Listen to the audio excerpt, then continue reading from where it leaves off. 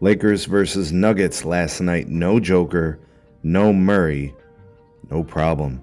But this time for the Lakers, they were able to pull off the win. Really solid win if you think about it, right? They're still without one of their main pieces in LeBron James, who has been absent for several games with a groin injury, but he should be coming back pretty soon. I'm sure he's approaching a return in the near future. But with those players missing for the Nuggets, they were definitely not going to be able to keep up with Luka and the Lakers, and the Lakers cooked them pretty good. Not enough, to kind of keep up with those guys. Luka was just incredible. First quarter, LA jumped out to a 46-29 lead. The Denver coach, Michael Malone, just couldn't call enough timeouts to try to slow down Luka in that first frame. One of the most impressive 20-plus point quarters I've seen in a long time. The Lakers took the lead going into halftime. They extended the lead into the third quarter, and they were basically able to hold the Nuggets to 18 points in the third quarter. A comeback for the Nuggets just was not happening tonight. The performance from Denver, not great.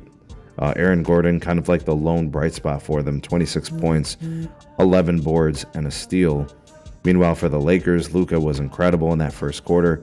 Overall, he still had a pretty good game, 31 points to get 8 rebounds and 7 assists with 2 steals and a block. We've seen some games here with Luka where he's played some pretty active defense, and those are the games they seem to be winning. So something to monitor moving forward. 15 points for Dorian Finney-Smith. AR-15, Austin Reeves, 22 points, 5 rebounds, 8 assists, 2 steals and a block. Pretty good game for him. And then off the bench, you got a little bit from Vando, 10 points, a little bit from Gabe Vincent, 12 points, and Dalton Connect gave you 12 points. All right, so Lakers are winning consecutive games here without LeBron James. JJ Redick's coaching seems to be hitting on all cylinders. I think for the most part, the defense has been playing pretty good.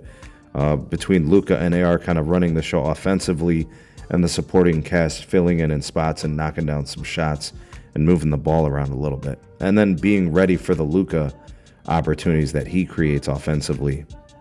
But again, I think a situation where for the Lakers, this does kind of help displace the notion or the narrative that LeBron has no help. I just think that is just not accurate.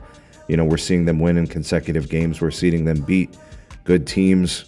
We've seen them lose to bad teams, but that was kind of early on in LeBron's absences, right? So they're kind of trying to, I guess, finding their groove in a way without LeBron. Currently, the Lakers are now third place in the West. They are now ahead of the Nuggets. I'm not sure what the season series is, but I think we have a situation here where things are so tight in the Western Conference in that 2 to 6 or 7-ish range. Those teams are all kind of consolidated within a few games of each other. But something that's worth noting is, the Lakers have been playing really good basketball for the last couple of games.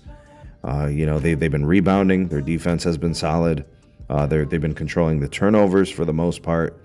Denver, kind of get the vibes that they're sort of resting guys. They're trying to give guys, time off. You've seen Joker miss a couple of games. Murray miss a couple of games. Aaron Gordon has missed some games throughout the year, so maybe less of an issue for him. But I think what's going to end up happening is both of these teams are looking down the line. They both want to be making deep playoff runs, and they want their guys healthy. They're going to manage their time here down the line. And who knows, maybe the Lakers, if they continue to win, then maybe they'll feel a little bit more comfortable playing it conservative or safe with LeBron and not rushing him back. If they were losing more games, I really do think LeBron might feel pressed to have to come back sooner.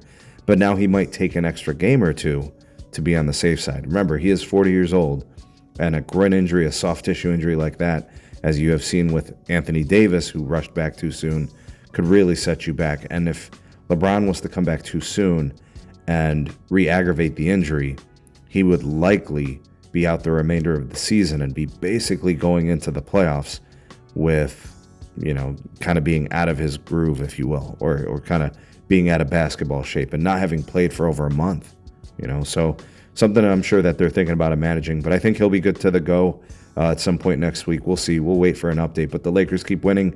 Nuggets are kind of managing guys. I think that's all we could take from this game. But what do you guys think if you watched the game? What did you see? I saw the Lakers shooting pretty solid from 3.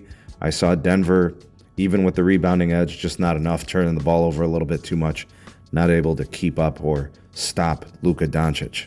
Anyways, let me know. Drop me some comments. Like, share, subscribe. Check out some more of our videos. We'll see you guys on the next one.